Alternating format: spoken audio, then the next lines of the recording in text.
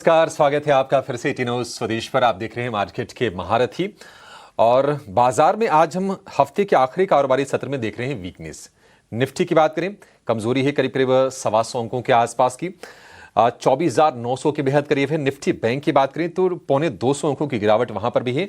और निफ्टी के 50 में से 44 शेयर इस वक्त गिरावट के साथ कारोबार कर रहे हैं। वजह यह है कि अर्निंग सीजन बाजार को एक्साइट कर नहीं पा रहा है।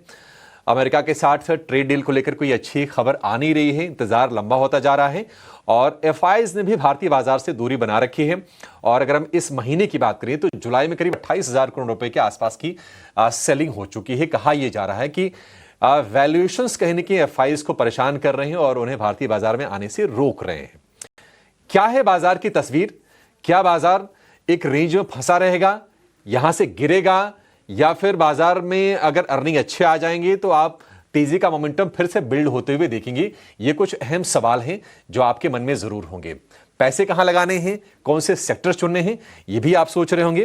तो चलिए इसका समाधान कर देते हैं। और आज मार्केट के महारथी के तौर पर हमारे साथ जुड़ गए हैं इक्वेनिमिटी वेंचर्स के मैनेजिंग पार्टनर राजेश सहगल। राजेश जी, बहुत शुक्रिया आपका समय देने के लिए। स्वागत है आपका टी न्यूज स्वदेश पर। राजेश जी, पहला सवाल बहुत ही बेसिक सा सवाल है सर। आपका बाजार लग कैसा रहा है? ये बहुत सारे लोग पूछते होंगे, हम भी यही पूछेंगे। बताइए सर, क्या व्यू है आपका बाजार को लेकर? ये बेसिक प्रश्न जो होते हैं, सबसे मुश्किल यही प्रश्न होते हैं। बाजार ओवरऑल अगर देखा जाए तो वीक ही लग रहा है और वीक रहा है। आई थिंक अगर आप निफ्टी ऐसे एक इंडेक्स देखें तो पिछले एक साल में निफ्टी ने कम से कम 5 कोशिशें की हैं 25,000 क्रॉस करने की। पहली कोशिश थी अगस्त 2024, पिछले साल अगस्त में। उसके बाद आई थिंक मई, जून, जुलाई में 4-5 और अटेम्प्ट हुए हैं और कोशिश हुई है 25,000 क्रॉस करने की, लेकिन कर नहीं पाया है निफ्टी वहां, और क्रॉस करके होल्ड नहीं कर पाए। तो बाजार तो वीक है। उसके काफी सारे रीजंस हैं, आपने कुछ उसमें से मेंशन किए अभी इंट्रोडक्शन में। वैल्यूएशंस हैं, फ्लोज हैं, एफआईआईज का जो कॉन्फिडेंस बन रहा था, जो पैसे आ रहे थे पिछले क्वार्टर तक आए, वो पिछले महीने थोड़ा नेगेटिव हुआ है नंबर। तो ऐसे बहुत सारे रीजन है, बट ओवरऑल अगर सरलता से उत्तर दिया जाए आपके प्रश्न का तो ये है कि मार्केट तो वीक लग रहा है। यस बिल्कुल राजेश जी, स्वागत है आपका ईटी नाउ स्वदेश पर। और सही कहा आपने, मानसी दिस साइड मार्केट में वीकनेस है, लेकिन सवाल बड़ा ये है कि ये वीकनेस परसिस्ट कब तक करेगी और नया ट्रिगर क्या आएगा जो कि बाजार को एक सपोर्ट दे जाए। ऐसा नहीं है कि बाजार संभलने की कोशिश नहीं करते हैं। पिछले दिनों हमने क्या कुछ नहीं देखा, global uncertainties, tariff scenario, war like scenario, war scenarios ही देख लिया हमने। तो बावजूद इसके बाजार टिकने की कोशिश जरूर करते हैं, लेकिन एक बूस्टर तो चाहिए ही होगा ताकि एक मूव दिख पाए। थोड़ी देर पहले हम यही डिस्कस भी कर रहे थे कि वन साइड अप मूव तो अब नहीं ही दिखता मार्केट्स में। इनफैक्ट पिछले साल के सेकंड हाफ से ही ये तस्वीर नजर आ रही है। अर्निंग्स पिक्चर कैसे देखते हैं आप? सेक्टर वाइज क्या कोई अप्रोच बन रहा है बाजार पर? जी नहीं, आई थिंक इसका जो हमने पिछली बार भी दो तीन बार जब आपसे बात हुई है, तो मैंने यही कहा है कि सबसे इम्पोर्टेंट जो फैक्टर्स हैं जो मार्केट को और ऊपर बढ़ाने के लिए एक बेस चाहिए, वो 2 चीजों से आता है। एक कॉर्पोरेट अर्निंग्स है और दूसरी है इन्वेस्टमेंट फ्लोज। तो अगर आप कॉर्पोरेट अर्निंग्स देखें तो ये जो क्वार्टर की अर्निंग्स अभी आना शुरू हुई हैं, हालांकि सब नहीं आई हैं, बहुत कम आई हैं अब तक, बट इनमें से अगर आप कुछ एक अनुमान लगा सकें तो ये है कि कॉर्पोरेट अर्निंग्स थोड़ी स्लो हुई हैं। अगर आप जीडीपी ग्रोथ देखें इंडिया की, तो एक कम से कम इस साल एक 6.5% ग्रोथ आएगी जीडीपी ग्रोथ। लेकिन इस क्वार्टर की जो रेवेन्यू ग्रोथ हुई है कंपनीज की, जो लिस्टेड कंपनीज ने रिजल्ट्स अनाउंस किए हैं, वो इससे भी कम है। तो इसका एक बहुत ही सिंपल अगर आप कंक्लूजन निकालें तो ये है कि कॉर्पोरेट वर्ल्ड में थोड़ा स्लो डाउन है। अगर आपके रेवेन्यूज जीडीपी ग्रोथ को भी मेंटेन नहीं कर पा रहे हैं तो थोड़ी अर्थव्यवस्था धीमी तो है। और ये रेवेन्यू ग्रोथ था, जो सेल्स ग्रोथ है। और प्रॉफिट ग्रोथ अगर आप देखें तो 6-7% का प्रॉफिट ग्रोथ हुआ है, वो भी बहुत कम हुआ है। और वो प्रॉफिट ग्रोथ में भी जो नॉन कोर इनकम है, जो कंपनीज की जो मेन बिजनेस है, उनको हट के जो इनकम आई है, वो प्रॉफिट वहां से आ रहा है। तो ये और ज्यादा सावधानी का विषय है मेरे ओपिनियन में।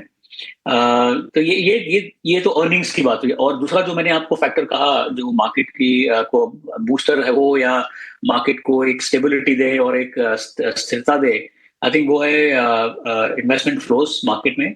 तो अगर आप इंडियन फ्लोज देखें तो वो पॉजिटिव रहे हैं, म्यूचुअल फंड को देखिए, रिटेल इन्वेस्टर को देखिए।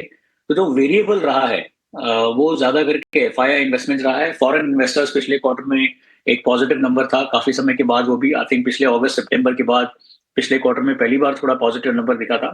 तो वो लास्ट मंथ में वो भी नेगेटिव हुआ है।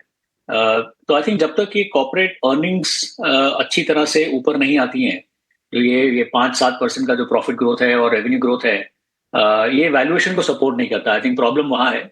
ये वैल्यूएशन जो निफ्टी की अभी बनी हुई है वो 21-22 टाइम्स पी, अगर आप देखें एक सिंपल थंब रूल के जैसे, तो 21-22 टाइम्स की जो पी है वो 5-6% के रेवेन्यू ग्रोथ से, 7-8% के प्रॉफिट ग्रोथ से सपोर्ट नहीं होंगी। तो यहाँ तो वैल्यूएशंस नीचे आएंगी या अर्निंग्स आनी चाहिए कॉर्पोरेट।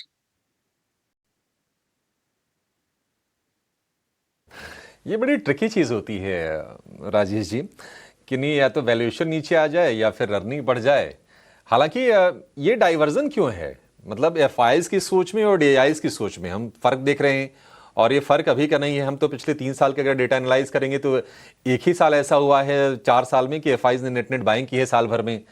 तो क्या हमारे जो घरेलू बड़े फंड हाउसेज हैं, निवेशक हैं, वो गलत हैं या फिर एफआईज गलत सोच रहे हैं? कोई एक गलत सोच रहा है फिर भारत को लेकर?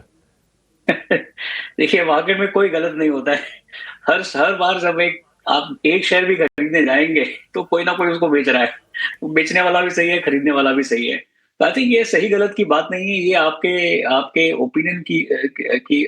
जो ग्लोबल इन्वेस्टर जो हैं, फॉरेन इन्वेस्टर जो हैं, वो एक ग्लोबल पोर्टफोलियो मैनेज कर रहे हैं। वो सिर्फ इंडिया उनके लिए एक छोटा मार्केट है और बहुत सारे मार्केट्स हैं। तो इंडिया में जो भारत में जो पैसा आ रहा था ओवर लास्ट 10-15 साल अगर आप देखें, तो वो इस बेसिस पे आया था कि यहाँ पर ग्रोथ है। ग्लोबली हर मार्केट में जो हमारे जैसे बड़े मार्केट्स हैं, जैसे कि चाइना हुआ, यूएस हुआ। यूएस को छोड़ दीजिए, यूएस की बहुत ही अलग स्टोरी है। बट अगर आप चाइना देखें, ब्राजील देखें, जो दूसरी बड़ी कंट्रीज हैं, उनके उनकी इकोनॉमी में, उनकी मार्केट्स में वो ग्रोथ नहीं नजर आ रही थी जो इंडिया में आ रही थी। तो बहुत लॉजिकल था कि फॉरेन फ्लोज जो हैं इंडिया की तरफ बहुत ज्यादा आए, जो कि आए हैं। और अभी जो वैल्यूएशंस हैं वो जैसे कि हमने अभी डिस्कस किया कि जो वैल्यूएशन आज है मार्केट की, वो अगर कॉर्पोरेट अर्निंग सपोर्ट नहीं करेंगी तो मार्केट वीक ही रहेगा। और अगर मार्केट वीक रहने वाला है तो फॉरेन इन्वेस्टर्स भी सब एक तरह नहीं होते। कोई शॉर्ट टर्म होते हैं, कोई लॉन्ग टर्म होते हैं, कोई हेज फंड होते हैं, कोई सिर्फ लॉन्ग इन्वेस्ट करते हैं। तो ये जो जो जो इन आउट वाला पैसा है, शॉर्ट टर्म पैसा जिसको बोलते हैं फॉरेनर्स का, आई थिंक वो जब देखता है कि अर्निंग्स नहीं आ रही है इस क्वार्टर में और अगले 2-3 क्वार्टर मार्केट यहीं रहेगा, वैल्यूएशन यहीं रहेंगी, तो और कहीं जाके अपना प्रॉफिट अपॉर्चुनिटी ढूंढते हैं वो लोग। और जैसे ही यहाँ पे अर्निंग्स ग्रोथ आने लगेगी, आप देखेंगे कि फॉरेन इन्वेस्टर का वो पैसा जो है वो वापस आएगा। बिल्कुल बिल्कुल। राजेश जी, बहुत शुक्रिया आपका हमारे साथ जुड़ने के लिए, बाजार पर अपनी राय हमारे बीच रखने के लिए। ओवरऑल एनालिसिस, इस तरह की एनालिसिस और गाइड की बेहद ज़रूरत होती है हमारे व्यूअर्स, हमारे मार्केट पार्टिसिपेंट्स और हमको, ताकि इस बाजार में जहां इतनी वॉलेटिलिटी है, इस मार्केट को हम डिकोड कर पाएं। Thank you so much. Have a nice day and a great weekend to you. Have a great weekend. और चलिए